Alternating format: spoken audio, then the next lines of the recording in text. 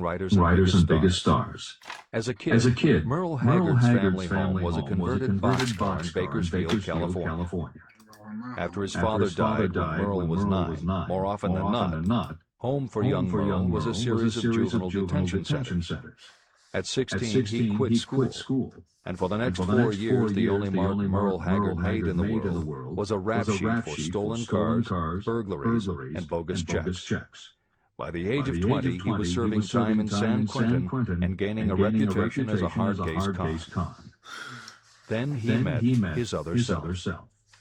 Inspired by a concert Johnny Cash played for the inmates, plus conversations with men on death row, and the time he spent in solitary confinement, Haggard learned that he had another self, and that self had something to say through his music. When he got out of solitary, Haggard asked for the hardest job the prison had to offer. He enrolled in night school courses at the prison, straightened himself out, and won his parole after 2.5 years. He went back to Bakersfield and dug ditches during the day so he could polish his songwriting and performing at night. Within 3 years, he had a recording contract. Within 5 years, he had his first top 10 hit, and has since gone on to become one of the most influential voices in modern country music. This is the end of the editor's comments. Thomas Edison dreamed of a lamp that could be operated by electricity, and he began where he stood to put his dream into action. He failed more than 10,000 times. Despite his failures, he stood by that dream until finally he was driven to the discovery of the genius that slept within his brain. Editor's comments. Dean Kamen got to know his other self very early in life.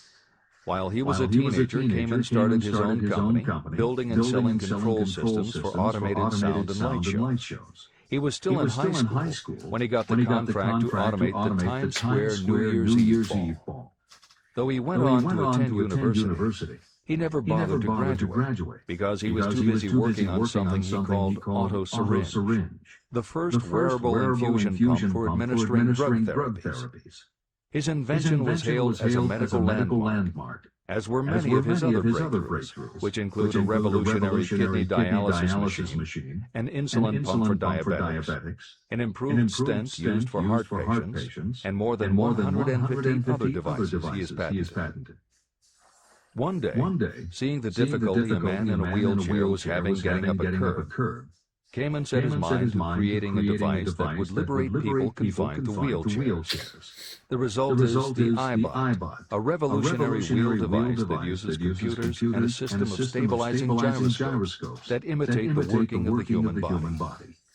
It not only goes over curves, but it will even go up and down stairs, travel over almost any kind of rough ground, and will allow the user to raise themselves eye to eye with a standing person. And it does it all without the user having to get out of the device or needing anyone's assistance.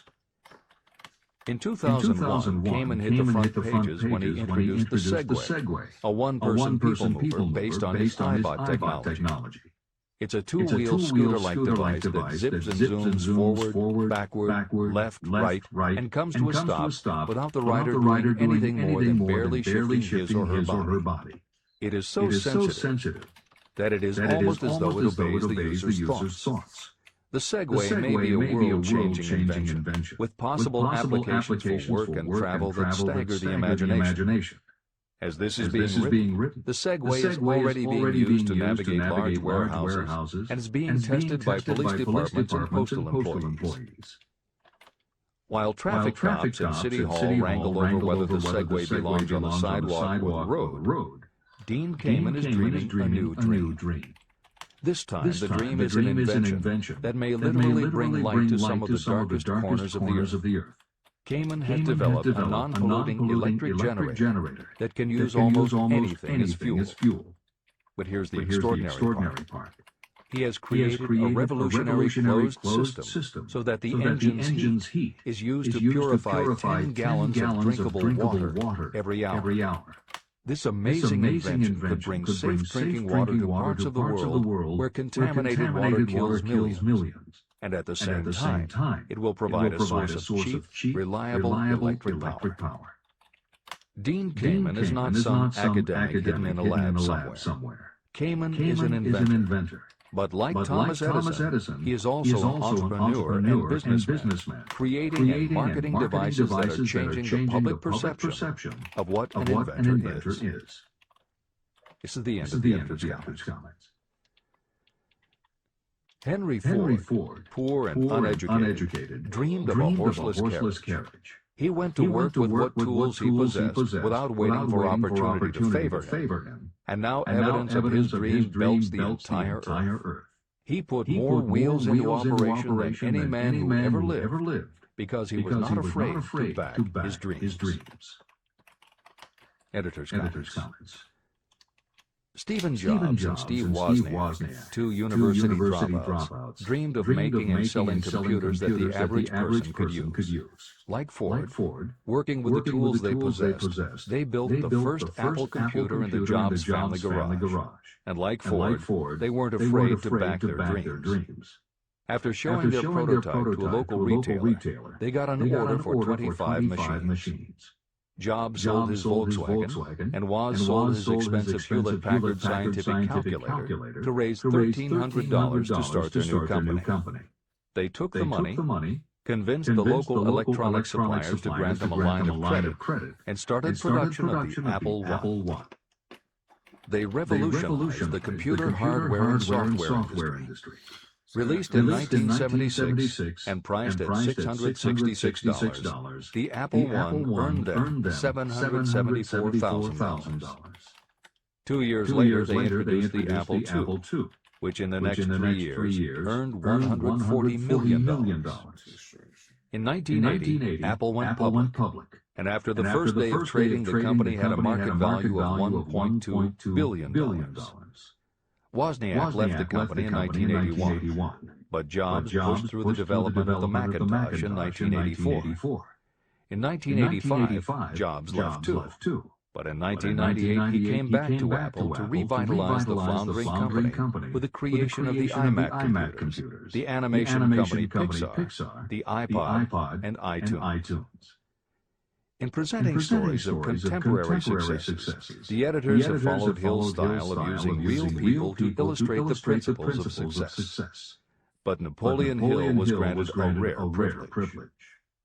Unlike anyone before or after, he had the opportunity to personally meet the most powerful and successful people and learn firsthand the dreams that inspired them, the obstacles that confronted them, and how they found the courage within themselves to overcome their failures. Hill met many of the inventors and the empire builders who laid the foundations of 20th century American industry while they were still news, not history. Then, for more than 25 years, he studied the habits and learned the secrets of the next generations who built on the foundations, forged new industries, devised new systems, and dreamed new dreams. It was only because Hill was given such unprecedented access over such a long period that he was able to compare, contrast, analyze, and then formulate a philosophy of achievement based on the real stories of real people who had used these techniques to create their success. Think and Grow Rich revolutionized self-help writing, and to this day is the standard against which all motivational literature is measured. Its success also helped create the market for the thousands of business biographies that tell in detail how the dreams were born, plans were made, frustrations were faced, and triumphs achieved in every sector of modern business. And because this wealth of information is now available, with little more than the click of a mouse, you can read, hear, or watch today's greatest entrepreneurs and most successful CEOs confirming in their own words the basic truth behind every one of the principles Napoleon Hill explains in this book. The products or services they sell may be different, but the story of their success is the same. Dreams, followed by failures, followed by lessons learned, then success. For every Henry Ford, Thomas Edison, or O. Henry that Napoleon Hill cites to make a point, today there is a Steve Jobs, Dean Kamen, or Merle Haggard, proving that Hill's points are still valid. This is the end of the editor's comments. There is a difference between wishing for a thing and being ready to receive it. No one is ready for a thing until they believe they can acquire it. The state of mind must be belief, not mere hope or wish. Open-mindedness is essential for belief. Closed minds do not inspire faith, courage, and belief. Remember, no more effort is required to aim high in life, to demand abundance and prosperity, than is required to accept misery and poverty. A great poet has correctly stated this universal truth through these lines.